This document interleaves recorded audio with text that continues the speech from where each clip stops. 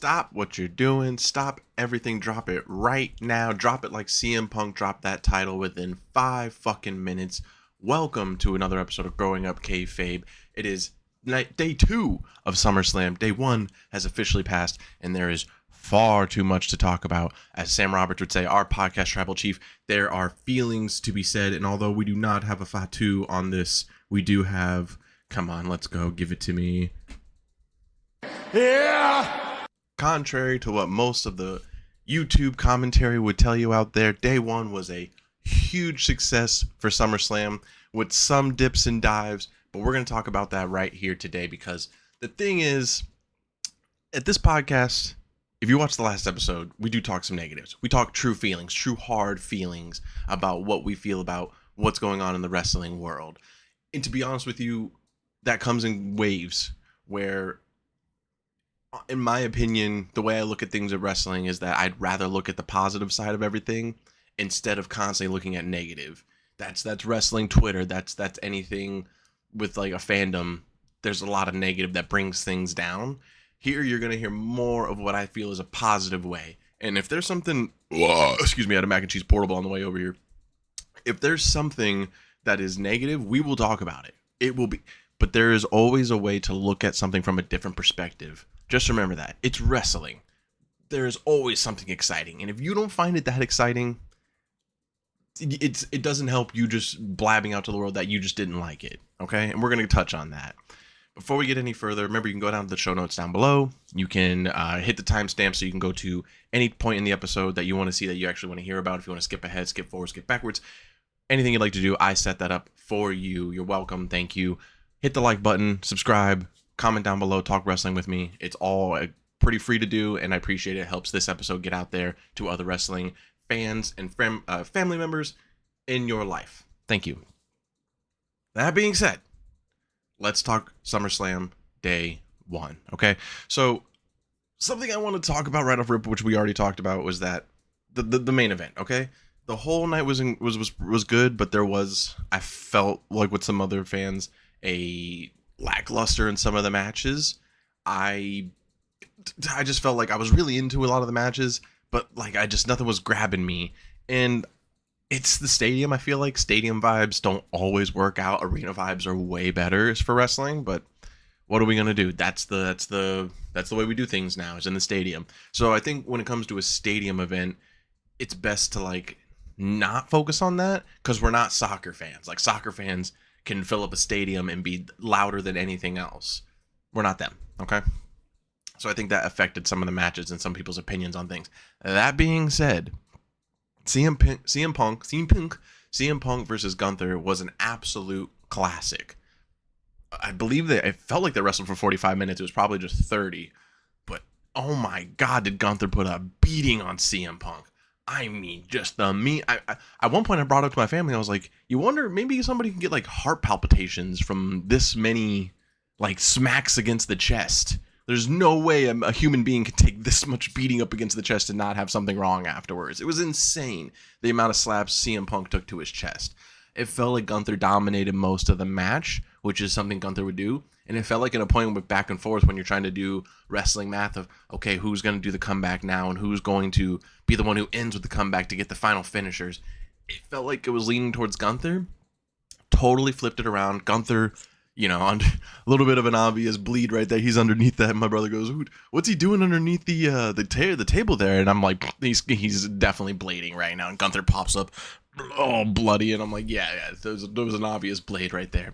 But it gave CM Punk the, I got him now. Oh, he's on the ropes now. And CM Punk goes after him. A little bit of back and forth before CM Punk double GTSs for the championship. And I said out loud, as CM Punk, it went through my brain, as CM Punk's looking around, he does one full spin to look at all the crowd. He's about to cry. And in my brain, I go, he's taking it in too much right now. It's day 1. He's taking it in way too much. And I was like, it's an awkward time right now. I was like 9:15. I was like, there's no way it goes off air right now. And I go, out loud, I go, this is a great ending. Unless Seth Rollins actually isn't injured and he comes out right now. 5 to 10 seconds later, burn it down. Hit the music. Seth Rollins comes out on crutches. with Paul Heyman, and he's got this briefcase, and he's crutching on out, and everybody, you watch the highlights, everybody of people reacting online, everybody's like, oh, so he's injured, he's on crutches, so he's just kind of like letting everybody know, like, all right, I'm here. I thought that, everybody thought that. He turned around. We were like, okay, it's exactly what he's doing. Now that he's turned around, we know for sure. All right, that's cool. And then he drops the crutches. Tell me that wasn't fire. That was his own Willy Wonka moment. It was incredible. It was incredible. It was so good. It shocked all of us. Then he takes off the knee brace, runs down to the ring, beats the shit out of Punk with that goddamn briefcase. He stay down. Stop getting up. And then he stomps him. Seth Rollins is your new world heavyweight champion. Here's the thing. That was not the direction everybody thought it was going to go. And I want to point a finger at one of my most reliable news sources on YouTube, WrestleMania. I'm preferencing this by saying I start most of my days with WrestleMania. I watch their videos the second they come out. Sometimes I refresh my YouTube feed. It says 15 minutes ago, 4 minutes ago they put out a video. Boom, I'm on that shit. I disagree with a lot of opinions on WrestleMania. That doesn't matter, as it should be on the YouTube discourse. But there's sometimes they talk about things in ways that I'm like, yo, even though I'm just a small timer here, I gotta call you out, big dog. Because I'm watching the videos, catching up this morning. I'm like, all right, I want to hear what he has to say. One of my favorite things, if you don't know about WrestleMania, is he's always, especially with the PLEs, he always has the what wasn't supposed to happen. And that's one of my favorite things to know. What happened that we were like, whoa, that actually in real life wasn't supposed to. That's always interesting. So I'm catching up. And the nights before, you can quote him, and I'm going to paraphrase him, but you can quote him. He's saying it's confirmed, in his opinion, that it will be Seth Rollins cashing in on John Cena and Cody Rhodes. And he says, because in their opinion, why would they make it a babyface versus babyface unless at the end a heel Seth Rollins is going to cash in? And he says this is what is going to happen. And I'm like, it's funny. I'm listening to that this morning after everything happened, and I was like, man, he was wrong. The next video is the video covering SummerSlam. WrestleMania called the cash in predictable and safe booking. You didn't even guess it. You had two videos. The whole 2 videos in a row. He was guessing John Cena, Cody Rhodes is where Seth Rollins cashes in. He was doing all this. Oh, Insider says this. Over the Rope says this. I'm saying this. And finally the cash in happens, and he's like, I mean, it doesn't even make any sense. And I mean, that's safe, predictable. We all knew that was an option. We're like, nobody thought that. First of all the options were open. And also, nobody knew he was injured. He's also doing that now. Like, we all knew he wasn't injured the whole time. I'm like, no, we didn't. No, we fucking didn't. I'm sure some people had a good idea, but you can't know for sure. How would you know for sure? You can't. You can say to yourself that you know for sure, but you actually really don't physically know until it happens, right? So that's a crazy way to be, WrestleMania. Don't act like, and I'll tell you why that bothers me so much is because a casual fan, or maybe a fan somebody who's just trying to get into it, and sometimes like real fans don't have the time or accessibility to watch SummerSlam on Peacock, or they don't want to use certain sites or whatever the case may be, and they get their news and updates from online. And if you're sitting there putting out some discourse of like, we've been predicting this for a while, this was nothing, when in reality it was an incredible cash in, one of the best cash-ins of all time. He did it again. Best cash-in, top 3 cash-ins of all time. Seth, Naomi, Seth. Hello? Like, from the honest opinion again, looking at the negative side, the downside, the only thing I could say is that it sucked when Michael Cole called it the ruse of the century. I did not like that. Okay? He's trying, of course, we're trying to go off of the heist of the century. If you don't know, Seth Rollins, WrestleMania 30, Brock Lesnar, Roman Reigns cashes in, heist of the century. Okay, one of the best cash in of all time. Okay, of course you want to go out and play on that, right? Play on the words. Why not call it? Why not just say he's done it again? Or not? In my opinion, why not call it the heist part 2? Or like, if you're gonna say something like the ruse, then why not say something like part 2 or part 2? Just say part 2 if you want. Or what I would have called it, the work of the century. He worked everybody. WWE worked everybody. They worked that injury angle until this happened. That's the work right there. The work of the century. I'm coining it right now. You can take that home. You can put it on your podcast. You can tell your friends. coined phrase, the work of the century. All right. Seth Rollins, incredible. You know, you got Braun, who looks like he might be a little hurt. Who knows the severity on that? Bronson and Paul and Seth all kneel down talking that shit to CM Punk. Who, I mean, shouts out to CM Punk when Seth cashed in. Every time Punk's got to have that reaction, and usually he's, you know, throwing the microphone, punching it against his head, going, "This fucking guy," or something. But he just went about 30 to 40 minutes with the ring general, and he got his ass beat. So all he could do was, and we felt that from him. That, like, still disdain and, like, I don't like this guy. I'm so sick of hearing his fucking music hit. But I am so tired. I can't give another reaction. That is, I'm saying it with that reaction, all of it. And I know what's about to happen. I'm about to lose this title. It's incredible I think it's a little mean / incredible to do. CM Punk had the title for 5 minutes, same amount of time as Drew McIntyre for WrestleMania 40. That was insane to do. But shouts out to it, and shouts out to Seth for, again, hitting the Easter eggs where they counted. He gets to the top of the ramp, and he does the thing. He grabs the belt and he starts swinging it around from the top, and it's exactly what he did on the Heist of the Century. It was honestly beautiful. It was cinema. It's beautiful, and it bothers me that there's fans out there that like to just, for some reason, some way, somehow, look down on this. He should have cashed in here. He should have done that. Okay, well, that didn't happen. So let's talk about what did happen, and let's talk about why it was great. We can also talk about why you don't like it, but let's do a little bit of both, right? That being said, we're just going to run through the rest of the card a little bit here, and then we'll talk about the predictions for day 2 today of SummerSlam, and then we'll give our Monday episode to you as well, where we go over the review of day 2. Day 1 matches to be talking about. I was so happy that Tiffany Stratton beat Jade Cargill. I was extremely worried. Again, that's another one where Amia, week after week after week, was saying, "Oh, all the reports are in. You know, they're pushing Jade Cargill on this one. Jade's going to win at SummerSlam." And I was really bummed because there's a back and forth discourse for Jade Cargill, right? Where there's obviously a certain community that is like, well, we think she should be pushed, and you guys don't like her for X, Y, and Z. And then there's the wrestling community who's like, she hasn't shown us anything. She was tag team with Bianca.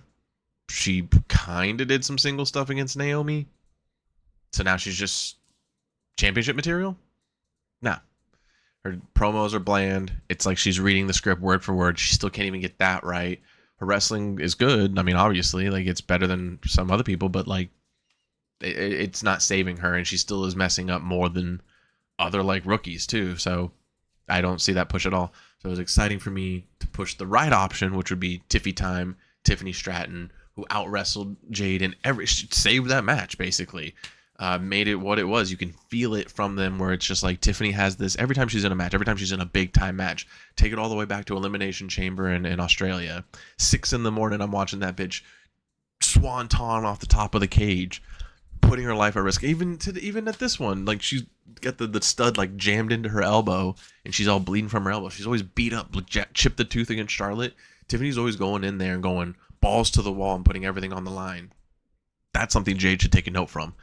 It's not to say that you should hurt yourself or go crazy. It's to say that, like, you got to get it a little more umph. You got to give it a little bit more 100%. Like, you can't just go out there and half-ass it because you're some, like, you know, Greek goddess and everybody thinks you look like Storm. Like, it's not enough. Go play Storm in X-Men if that's what you want to do.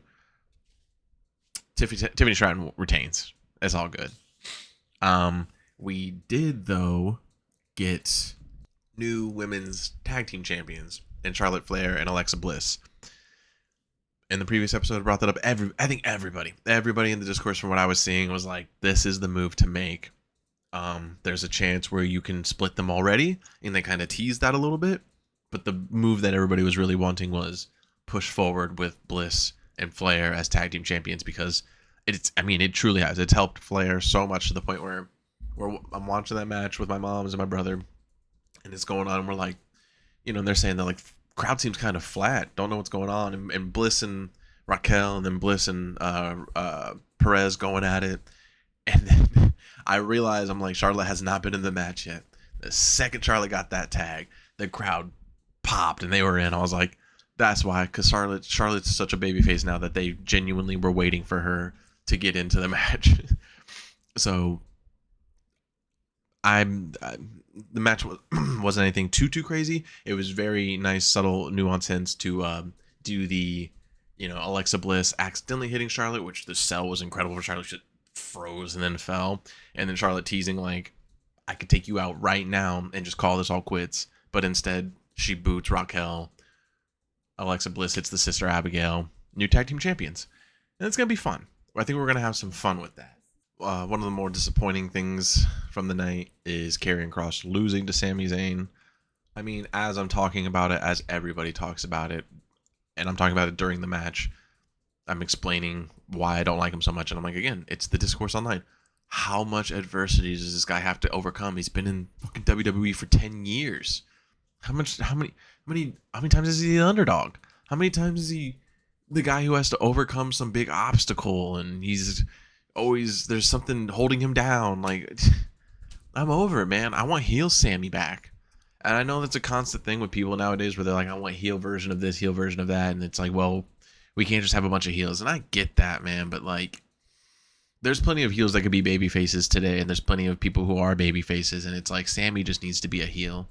I'm so over this whole bullshit. And I was really hoping that Karrion beating him would help him turn to heel. And again, keep the push for Karrion. Happy that Karrion got his big PLE entrance with Scarlett. Them two always have a great entrance. The black and white's incredible. Even catches some casual fans' eyes. Trust me, it's pretty cool. And the bit with Scarlett putting the pole for Sammy to possibly turn heel, and Sammy throwing it down.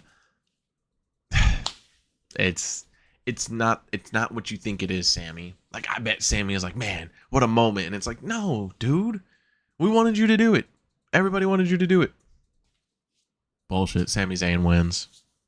Now, we did go in a little bit of reverse here and go a little bit out of order, but let's talk about Jelly Roll, Drew McIntyre, Randy Orton, Logan Paul. Let's talk about that whole mishmash. Again, I feel like there's a lot of people who are talking down on that, where I do agree. I thought the match was a little slow, and I thought they were trying to sell emotion and the story in the match, which makes sense. Randy, Drew, huge storytellers in matches, and Logan's just like there, so whatever. But them two probably, especially with Jelly Roll, were like, let's really tell this story of you not wanting to be bullied, not wanting to be taken shit, really wanting to be taken seriously as a celebrity wrestler who's in here to really respect the sport. But you also realize you're out of your depth in this, and that when you really come to terms with what you're about to do, it's scary. And he gets beat up. I mean, he gets a beating. It shouts out Jelly Roll, who took that splash through the table, who took Claymores last night, who took incredible bumps.